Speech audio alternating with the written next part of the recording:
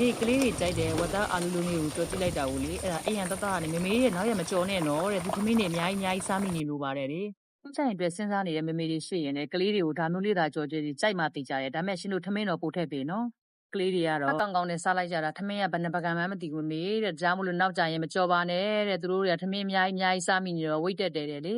အဲ့ဒီကြိုက်တဲ့ဝက်တလုံးကြော်နီးလေးကိုကြော်ပြမယ်နော်အရင်ဆုံးဝက်သားလေးတွေကိုစင်ကောထားမယ်ပြီးရင်ကြက်သွန်နီးလေးတွေကိုလည်းတင်းတို့လေးတွေလှိထားမယ်အာလူလေးတွေကိုလည်းလေးတွေလှိပြီးတော့ထည့်ပေးမယ်ပြီးရင်ခရူးစီထည့်မယ်ပဲငံပြားရဲ့အစီထည့်ပါမယ်တသားမုံရဲ့စားလေးအနှင်းငယ်ကိုထည့်မယ်ကျဲဥလေးတစ်လုံးလောက်ကိုလည်းဖောက်ထည့်ထားလိုက်မယ်ကြော်မုံလေး2ဆွန်းလောင်းနဲ့ကော်မုံလေး1ဆွန်းစာလောက်ကိုလည်းထည့်ပေးမယ်မြေကောင်းလေးလည်းထည့်ပေးလိုက်မယ်